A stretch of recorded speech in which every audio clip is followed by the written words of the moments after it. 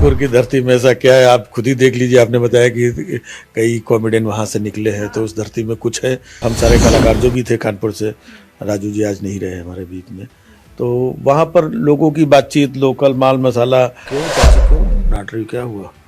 नहीं, कोई रात में हमारा मसाला रखा था क्या नीचे उठा खा गया। भी तो आप हंसेंगे अगर हर चीज पे, अरे चुप रहो, ये नहीं, ये नहीं बोल सकते, नहीं ये नहीं, ये काट दो, अरे ये कैसे बोल दिया।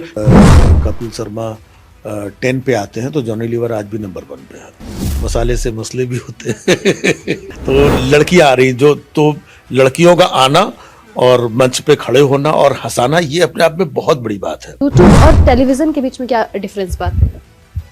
टेलीविजन खत्म हो चुका है। कॉमेडी की दुनिया के मास्टर राजीव निगम आज हमारे साथ हैं, उनसे बात करेंगे और जानेंगे कई सारी अलग अलग चीज़ें। पहले तो सबसे पहले सर, क्या हालचाल है आपके? हालचाल तो मैं तो मस्त हूँ, मस्त था और मस्त ही रहता हूँ। जब मस्त रहूँगा तभी तो मस्ती बांट पाऊँगा। लखनऊ के साथ आपका क्या जुड़ा हुआ है? लखनऊ के साथ मेरा बहुत दिल का रिश्ता है। ये मैं भी पड़ोस का ही रहने वाला हूँ, कानपुर का, और बचपन से हमारा आना जाना और बड़ा प्यार मोहब्बत। यहाँ के लोग बड़े मस्त मिजाज, तो हमारी काफ़ी दोस्ती यारी और बहुत सारे शोज़, बहुत सारे इवेंट्स मैंने यहाँ पर किए, बहुत सारी शूटिंग भी की, तो अक्सर मेरा आना जाना रहता अच्छा लगता है लखनऊ में? लखनऊ एक ऐसी जगह है जहाँ पर मुझे मौका मिलता है मुंबई में कि लखनऊ का ऐसा शो है, तो फिर मैं बाकी चीज़ों की बात नहीं करता हूँ। कई बार होता है ना कुछ, अच्छा कौन सा डेट, कैसा, कौन सी फ्लाइट और बजट, चीज़ें तो सब हो जाएगा लखनऊ के लिए। हाँ, लखनऊ में सब इंतजाम या जुगाड़ बढ़िया होता है लखनऊ में। अगर उत्तर प्रदेश के है तो जुगाड़ सबसे पहले है कि अरे हमारा जुगाड़ है। हाँ, जुगाड़ उगाड़ तो चलो ठीक है अपनी जगह पर, लेकिन ये प्रेम है यहाँ का।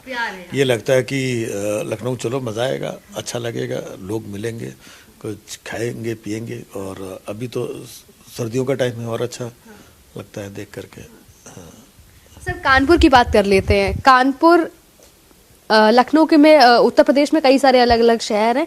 कानपुर की एक अलग भूमिका है और कानपुर वालों की, कनपुरिया जिनको आजकल कहा जाता है, कनपुरिया टर्म उनको लिए यूज करते हैं, उनकी एक अलग भूमिका रहती है। और कॉमेडी के क्षेत्र में देखा जाए तो कानपुर से बहुत निकले हैं, मतलब 1 2 3 अनगिनत निकले हैं। आप भी कानपुर से हैं, आपका जुड़ाव भी कानपुर से है, और आपकी कॉमेडीज जब भी देखा जाए तो उसमें कानपुर का जिक्र कहीं ना कहीं आ जाता है। तो एक सवाल आपसे ये पूछना चाहेंगे कि कानपुर में ऐसा क्या है? कानपुर में ऐसा ही आपने बताया ना कि कानपुर की धरती में ऐसा क्या है? कानपुर की धरती में ऐसा क्या है, आप खुद ही देख लीजिए। आपने बताया कि कई कॉमेडियन वहाँ से निकले हैं, तो उस धरती में कुछ है जो कॉमेडियंस को पालती पोसती है, उनका अच्छे से पोषण किया जाता है। और इससे एक ये भी होता है कि वहाँ के लोग मस्त मिजाज है, अलग एक भाषा शैली है, अलग स्टाइल है, और इतना सारा मसाला है वहाँ पर जो ऑब्जर्व करते करते शुरुआती दिनों में हम सारे कलाकार जो भी थे कानपुर से, राजू जी आज नहीं रहे हमारे बीच में, तो वहाँ पर लोगों की बातचीत, लोकल माल मसाला, बातचीत करते करते तो लोग हंसते थे, एंजॉय करते थे। उसी से हिम्मत मिली कि यार ये माल मसाला लेके मुंबई चला जाए। अच्छा, मसाले का आपने जिक्र किया। कानपुर के दोनों ही मसाले बहुत प्रसिद्ध है। चाहे मसाला हंसी की दुनिया का हो या मसाला गुटका हो, दोनों में ही बहुत ज्यादा जो है कानपुर वासी जो है प्रसिद्ध पाए जाते हैं। दोनों नहीं, तीनों मसाले। तीसरा कौन सा है ना? नहीं, वहाँ के सब्जी मसाले भी आप देखिए, है ना, बड़े बड़े मसाले वहाँ के हैं, है ना। कई लोगों के ब्रांड के नाम ले देंगे तो स्पॉन्सरशिप के चार्ज लगने चाहिए, है ना। तो वो मसाले हो गए, और ये जो दूसरा जो मसाला है, तो वही तीसरा मसाला भी है। जो गुटके वाला जो मसाला है वही कॉमेडी का मसाला भी देता है। हाँ, तो दूसरा वाला मसाला ही तीसरा वाला, क्योंकि गुटके खा खा करके इतने कांड हो जाते हैं, इतनी बातचीत हो जाती है, इतना कंटेंट मिल जाता है गुटके से। हाँ, तो कानपुर की यही है कि कानपुर में एक चीज़ कॉमन है, और कि चाहे स्कूटर से चल रहा हो, कोई साइकिल से चल रहा हो या ऑडी से चल रहा हो, है ना, लेकिन गुटखा एक कॉमन है सबके बीच में। हाँ, ऑडी वाला भी अपना खा करके, एक बार तो मैं गया तो मुझे कुछ प्रॉब्लम थी, तो मैं कानपुर में गया तो अपने उसको छोटे भाई को लेकर के हमने डॉक्टर साहब इनको देख लीजिए क्या है, तो उनके पेट में दर्द हो रहा है 2 दिन से। कहने लगा गुटखा उटका तो नहीं खाता है। तो हमने कहा खा लेता है कभी बार। बिल्कुल डॉक्टर उनको बोलो 1 मिनट को, उनको बोलो भाई गुटखा खाना बंद करता है। और टेबल पे उनका इतना बड़ा डब्बा रखा हुआ, डॉक्टर साहब की बात कर रहा हूँ ये। तो वही बताना कि ये दूसरा मसाला जो है उसी से तीसरा मसाला भी मिलता है कॉमेडी। एक चीज मेरे मन में अधिकतर ये वाली चीज आती है, सिर्फ कानपुर नहीं, अगर उत्तर प्रदेश की बात की जाए तो गुटखा है ही है, लेकिन कानपुर में ज्यादा खाया जाता है, ठीक है। तो जब कोई गुटखा खा के दो व्यक्ति गुटखा खा के जब दूसरे को रास्ता पूछते हैं तो वो अपनी ही भाषा में उनको बताते हैं कि मतलब सीधा जाइए, लेफ्ट जाइए, राइट जाइए। समझ में कैसे आ जाता है कि कहाँ जाना है, कहाँ मुड़ना है, किधर दाएं कि किधर बाएं? नहीं, ये क्या है कि कहते हैं ना खग जाने खगही की भाषा। तो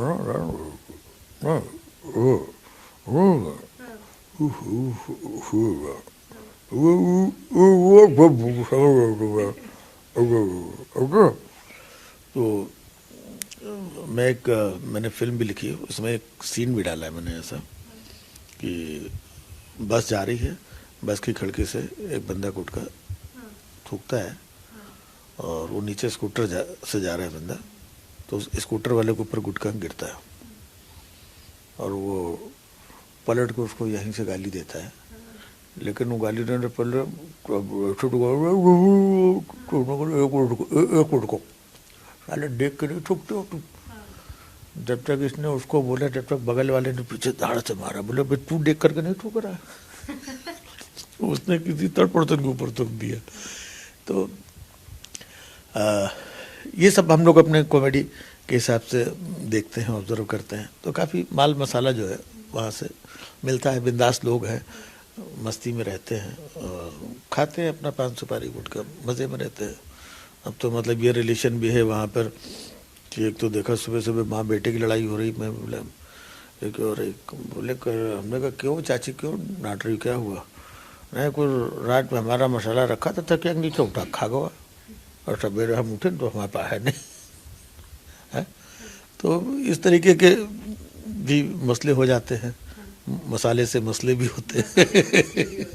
हाँ। सर अगर बात की जाए कॉमेडी की तो दुनिया में कितना गम है और जब हर इंसान देखता है तो अपना गम कितना कम है ये फिर रियलाइज होता है।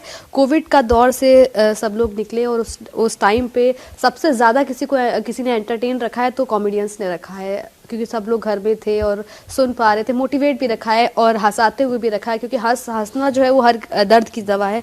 कैसे देखते हैं आप? टीवी में भी किया हुआ है और यूट्यूब में भी किया हुआ है, दोनों के बीच में क्या कुछ डिफरेंस पाते हैं? जब आप कॉमेडी की अगर बात की जाए तो यूट्यूब और टेलीविज़न के बीच में क्या डिफरेंस पाते हैं? टेलीविज़न खत्म हो चुका है। हम लोगों ने टेलीविज़न पे बहुत काम किया। एक वक्त तो डीडी आया करता था, दूरदर्शन में काम किया, उसके बाद प्राइवेट चैनल्स आ गए, उसमें बहुत काम किया। करते करते दौर ऐसा बदला कि अब टीवी खत्म हो गया है। टीवी पे बहुत अच्छे प्रोग्राम्स भी नहीं है, कॉमेडी प्रोग्राम तो बिल्कुल नहीं है, शायद देखने वाले भी कम हो गए हैं। तो डिजिटल पे लोग काफ़ी कुछ देखते हैं, ओटीटी के प्लेटफॉर्म आ गए हैं। तो जैसे प्लेटफॉर्म चेंज होते हैं तो वैसे ही कंटेंट और स्टाइल भी चेंज होती है। रेडियो में हम लोग बहुत पहले एक कॉमेडी शो आया करता था रेडियो पे, बहरे बाबा है ना, और हवा महल, वो बड़े बेहतरीन, रेडियो में खाली सुनते थे उनको हम लोग और बड़ा हंसते थे। इसके बाद डीडी आया तो डीडी पे बहुत सारे सीरियल आते थे कॉमेडी के। फिर जब प्राइवेट चैनल आए तो उसमें देखिए आपने कॉमेडी सर्कस, लाफ्टर चैलेंज, जो शोज़ मैंने खुद भी किए और भी बहुत सारे शोज़ किए। दौर बदलता चला गया। अब हालात या वजह जो भी हों, अब टीवी के अंदर हिम्मत, सिस्टम और उनकी हैसियत भी कह सकते हो आप, नहीं बची है कॉमेडी शोज़ करने की, जो भी वजह है उनके पास। क्योंकि हम लोग जो जितनी स्वच्छंदता के साथ कॉमेडी को, स्वच्छंदता चाहिए, खुला दिल चाहिए, तभी तो आप हंसेंगे। अगर हर चीज़ पे अरे चुप रहो, ये नहीं बोल सकते, नहीं ये काट दो, अरे ये कैसे बोल दिया, नहीं ये तो बिल्कुल नहीं हो सकता, ना ये तो हटाओ, नहीं ये कॉमेडी थोड़ी है यार, ये लाइन तुमने कैसे लग दी, नहीं इसका नाम हटाओ, नहीं इसका तो नाम ले। मतलब इतनी सारी लिमिटेशंस हो गई हैं चीज़ें।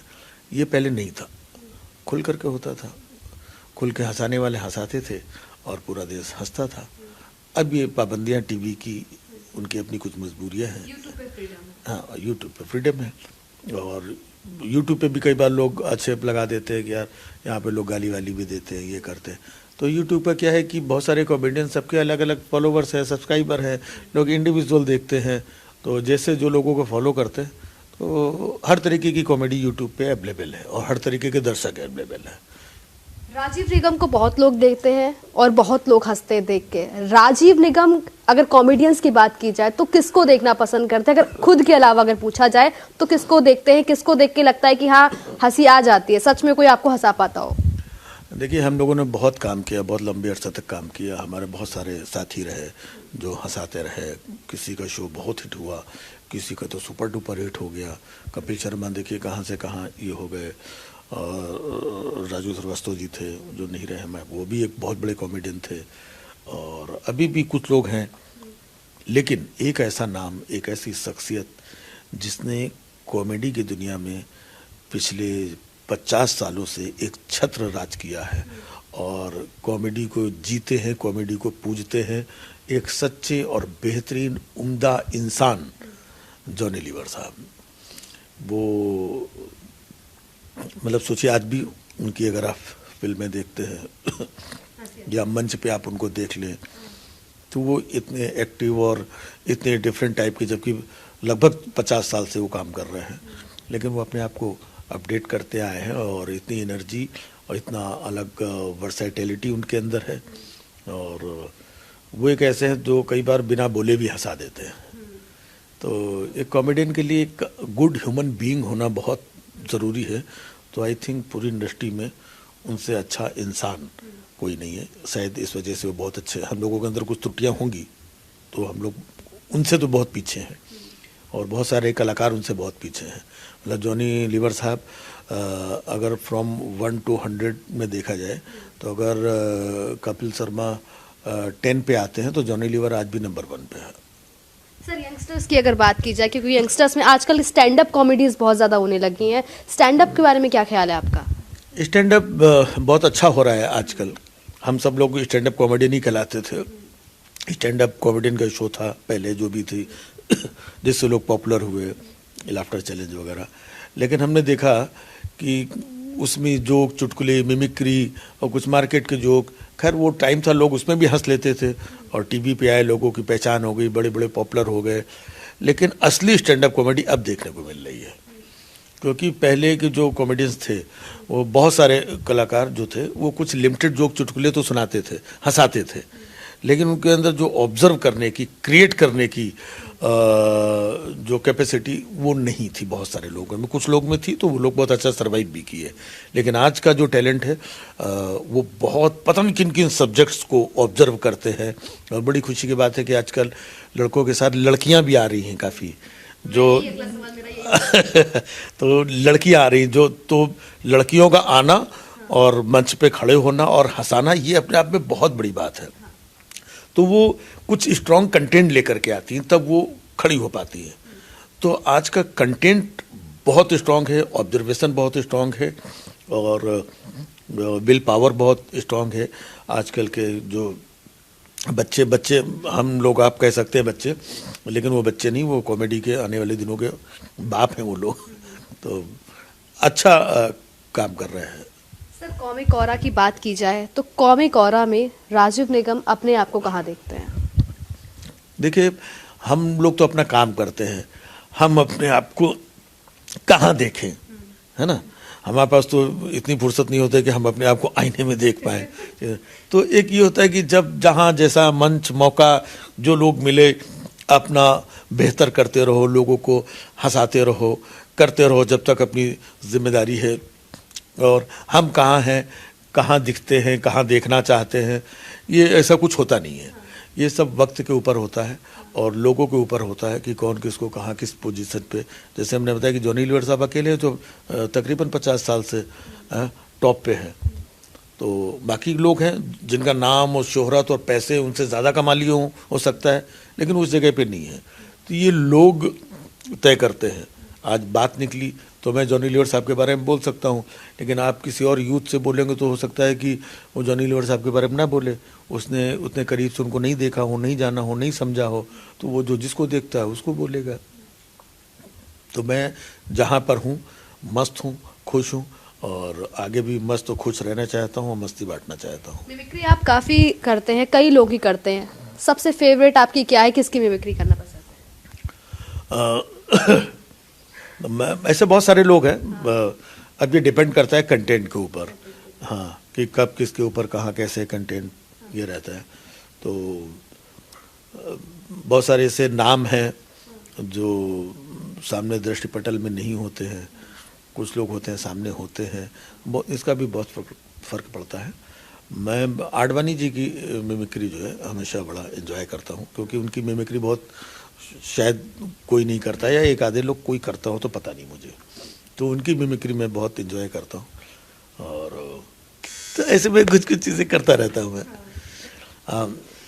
आडवाणी जी से बड़ा स्नेह भी था, प्रेम भी था, उनके साथ उनके सामने कई शोज किए और बड़े प्यार से मिलते थे, खुलूस से चीज़ें। सर आपसे एक शब्द पूछूंगी, उसके पीछे आप जो भी बोलना चाहे वो बोल सकते हैं। पॉलिटिक्स। पॉलिटिक्स तो चारों तरफ है, हवा से ज़्यादा, कहते हैं ना कि हवा यहाँ है वहाँ है, उससे ज़्यादा पॉलिटिक्स है, हर जगह पॉलिटिक्स। पॉलिटिशियन। और पॉलिटिक्स है तो पॉलिटिशियन भी है, पॉलिटिक्स ना हो तो पॉलिटिशियन सरवाइव नहीं कर पाएंगे, तो पॉलिटिशियंस के सरवाइव करने का टूल पॉलिटिक्स है। राम मंदिर। जय सिया राम। तो देखा हमारे साथ राजीव निगम जी थे और कईयों की मिमिक्री की और एक कॉमेडियन की दुनिया में कहा जाए तो एक बड़ा नाम राजीव निगम, कईयों को हंसाया है। एक बहुत बड़ी भूमिका जो है वो सभी के घरों में, सभी के फ़ोन में, सभी के टीवी चैनल्स में निभा के जाते हैं और आपको एंटरटेन करके जाते हैं। तो देखा आपने किस तरीके से एक सिंपल तरीके से उन्होंने कितने तरीके से अपना जवाब दिए और जिस तरीके से उनकी एक्टिंग है उससे कई लोग जो है वो बहुत ज़्यादा प्रभावित होते हैं, खुश नजर आते हैं और बच्चों में भी साथ ही साथ खुशी देखने को मिलती है। तो हमारे साथ राजीव निगम जी थे। कैमरा पर्सन अवनीत साहनी के साथ स्कंदिता मिश्रा, न्यूज़ 1 इंडिया, लखनऊ।